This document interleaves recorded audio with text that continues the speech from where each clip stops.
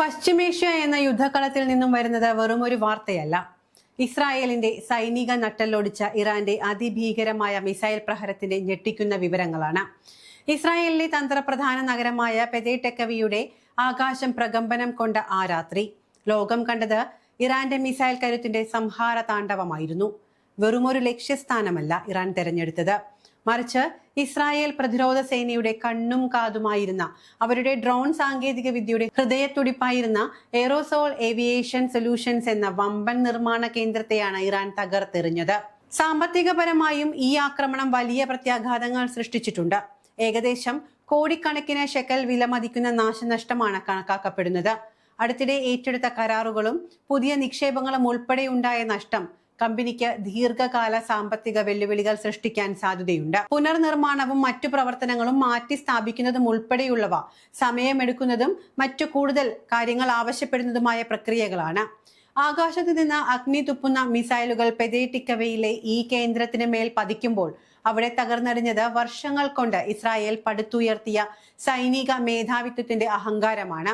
ഇസ്രായേലിലെ പെതേടിക്കവയിൽ സ്ഥിതി ചെയ്യുന്ന ഒരു പ്രധാന ഡ്രോൺ നിർമ്മാണ കേന്ദ്രത്തിന് നേരെയുണ്ടായ ഇറാനിയൻ മിസൈൽ ആക്രമണം. ഈ ആക്രമണത്തിൽ തകർന്നത് എയറോസോൾ ഏവിയേഷൻ സൊല്യൂഷൻസ് പ്രവർത്തിച്ചിരുന്ന ഒരു നിർണായക ഡ്രോൺ നിർമ്മാണ കേന്ദ്രമാണ്.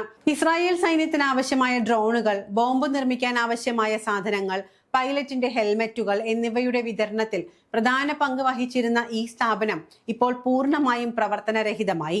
സ്ഫോടനത്തിന്റെ ആഘാതം അത്ര ശക്തമായിരുന്നുവെന്നാണ് റിപ്പോർട്ടുകൾ സൂചിപ്പിക്കുന്നത്. കെട്ടിടത്തിന്റെ ഘടന തന്നെ നിലനിൽക്കാത്ത അവസ്ഥയിലേക്ക് മാറിയെന്നും പുനർനിർമ്മാണം പോലും ഇത് സ്ഥലത്ത് സാധ്യമല്ല എന്നും കമ്പനി അധികൃതർ വ്യക്തമാക്കിയിട്ടുണ്ട്. സ്ഫോടനത്തിന്റെ ആഘാതം എത്രത്തോളം ഭീകരമായിരുന്നുവെന്നാൽ ആ കെട്ടിടാവശിഷ്ടങ്ങൾക്കിടയിൽ നിന്ന് ഇനി ഒന്നും വീണ്ടെടുക്കാൻ സാധിക്കില്ല എന്ന് കമ്പനി പറയുമ്പോൾ തന്നെ നമുക്കതിന്റെ വാസ്തവം മനസ്സിലാവുന്നു. ഇസ്രായേൽ സൈന്യത്തിന് ആവശ്യമായ അത്യാധുനിക ഡ്രോണുകളും യുദ്ധമുഖത്ത് വളരെ നാശം വിതയ്ക്കുന്ന ബോംബ് നിർമ്മാണ ഘടകങ്ങളും പൈലറ്റുമാരുടെ സുരക്ഷ ഉറപ്പാക്കുന്ന ഹെൽമറ്റുകളും നിർമ്മിച്ചിരുന്ന ഈ കേന്ദ്രം ഇപ്പോൾ വെറും ചാരക്കൂമ്പാരമായി മാറിയിരിക്കുന്നു. ഇറാന്റെ ഓരോ മിസൈലും കൃത്യമായ ലക്ഷ്യത്തിലേക്ക് പാഞ്ഞു കയറിയപ്പോൾ എയറോസോൾ ഏവിയേഷൻ എന്ന ആഗോള പ്രശസ്തമായ സ്ഥാപനം ചരിത്രത്തിന്റെ താളുകളിലേക്ക് വഴിമാറുകയാണ്. പുനർനിർമ്മാണം പോലും അസാധ്യമാകും വിധം കെട്ടിടത്തിന്റെ ഘടന പൂർണ്ണമായും തകർന്നു പോയിട്ടുണ്ട്. ഇസ്രായേലിന്റെ പ്രതിരോധ വ്യൂഹത്തെ കീറി മുറിച്ചുകൊണ്ട് ഇറാന്റെ മിസൈലുകൾ എങ്ങനെയാണ് ഈ അതീവ സുരക്ഷാ മേഖലയിൽ പതിച്ചതെന്ന് ആലോചിച്ച് പെന്റഗൺ പോലും ഇപ്പോൾ വിയർക്കുകയാണ്. ഇത് വെറുമൊരു കെട്ടിടത്തിന് നേരെയുള്ള ആക്രമണമല്ല, മറിച്ച് ഇസ്രായേലിന്റെ ഭാവി യുദ്ധതന്ത്രങ്ങൾക്ക് നേരെയുള്ള ഇറാന്റെ മരണമണിയാണ്. ഡ്രോണുകളില്ലാതെ, സാങ്കേതിക സഹായമില്ലാതെ എങ്ങനെ ഇസ്രായേൽ മുന്നോട്ടു പോകുമെന്ന ചോദ്യം ഇപ്പോൾ മിഡിൽ ഈസ്റ്റിൽ നിന്നും ഉയരുന്നു. ഇതിലൂടെ ആധുനിക യുദ്ധത്തിൽ ഓപ്പൺ സോഴ്സ് ഇന്റലിജൻസ് എത്രത്തോളം ശക്തമായ ആയുധമായി മാറിയിരിക്കുകയാണ് എന്ന് വീണ്ടും തെളിയിക്കപ്പെടുന്നു. ഈ സ്ഥാപനത്തിന്റെ നാശം ഇസ്രായേൽ പ്രതിരോധ മേഖലയ്ക്ക് താൽക്കാലികമായെങ്കിലും ഗണ്യമായ തിരിച്ചടി നൽകിയതായി കണക്കാക്കപ്പെടുന്നു. ഡ്രോൺ നിർമ്മാണവും അനുബന്ധ ഉപകരണങ്ങളുടെ വിതരണവും തടസ്സപ്പെട്ടതോടെ സൈനിക പ്രവർത്തനങ്ങളുടെ തുടർച്ചയെക്കുറിച്ചുള്ള ആശങ്കകളും ഉയരുന്നുണ്ട്. എന്നിരുന്നാലും കമ്പനിയുടെ ആഭ്യന്തര സംവിധാനങ്ങൾ മുഴുവനായി തകർന്നിട്ടില്ല എന്ന വിലയിരുത്തലും വരുന്നുണ്ട്. ട്രംപിന്റെ ഭീഷണികൾക്കും അമേരിക്കയുടെ ഉപരോധങ്ങൾക്കും ഇറാൻ നൽകുന്ന മറുപടി വാക്കുകളിലല്ല, മറിച്ച് ഇത്തരം പ്രഹരങ്ങളിലൂടെയാണ് എന്ന് ലോകം തിരിച്ചറിയുന്നു. ആകാശത്തെ കണ്ണുകൾ നിങ്ങൾ കൊട്ടിയടച്ചോളൂ എന്ന് ട്രംപിനോട് വിളിച്ചു പറഞ്ഞുകൊണ്ട് ഭൂമിയിലെ ഇസ്രായേലിന്റെ കണ്ണുകളായ ഡ്രോൺ ഫാക്ടറികളെയാണ് ഇറാൻ ഇല്ലാതാക്കിയിരിക്കുന്നത്. പെതേടെക്കവയിലെ തെരുവുകളിൽ ആ സ്ഫോടനത്തിന്റെ പ്രകമ്പനം ഇപ്പോഴും അവസാനിച്ചിട്ടില്ല. ലോകത്തിലെ ഏറ്റവും മികച്ച പ്രതിരോധ സംവിധാനങ്ങൾ തങ്ങളുടെ പക്കലുണ്ട് എന്ന് അവകാശപ്പെട്ട ഇസ്രായേലിന് ഇറാന്റെ ഈ മിസൈൽ മഴയെ തടയാൻ കഴിഞ്ഞില്ല എന്നത് ലോകശക്തികളെ അക്ഷരാർത്ഥത്തിൽ ഞെട്ടിച്ചിരിക്കുകയാണ്. ആധുനിക യുദ്ധമുറയിൽ ഡ്രോണുകൾക്കുള്ള പ്രാധാന്യം കണക്കിലെടുത്താൽ ഈ നിർമ്മാണ കേന്ദ്രത്തിന്റെ തകർച്ച ഇസ്രായേലിന് വർഷങ്ങൾ പിന്നിലേക്ക് പോകേണ്ടി വരുമെന്ന സൂചനയാണ് നൽകുന്നത്. ചില നിർണായക ഡേറ്റയും പ്രൊഡക്ഷൻ ഫയലുകളും കുറച്ച് ഉപകരണങ്ങളും വീണ്ടെടുക്കാൻ സാധിച്ചതായി അധികൃതർ വ്യക്തമാക്കിയിട്ടുണ്ട്.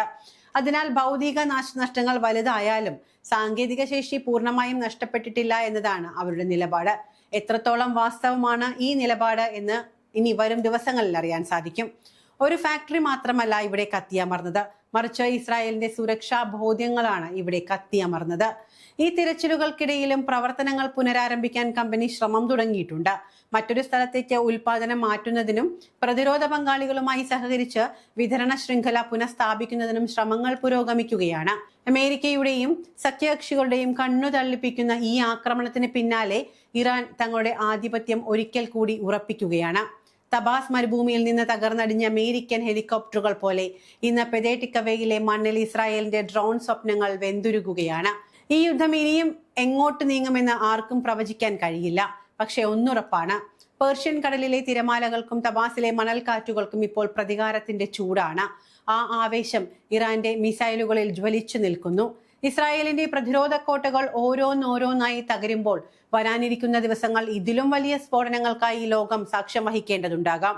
സത്യം എത്ര മൂടി വെക്കാൻ ശ്രമിച്ചാലും പെതേറ്റിക്കവയിലെ ആ തീജ്വാലകൾ ലോകം മുഴുവൻ കാണുക തന്നെ ചെയ്യും. യുദ്ധഭൂമിയിലെ കരുത്തനാരെന്ന ചോദ്യത്തിന് ഇറാൻ നൽകുന്ന മറുപടി ഇസ്രായേലിന്റെ ഹൃദയഭാഗത്ത് തറച്ചു കയറിയിരിക്കുന്നു.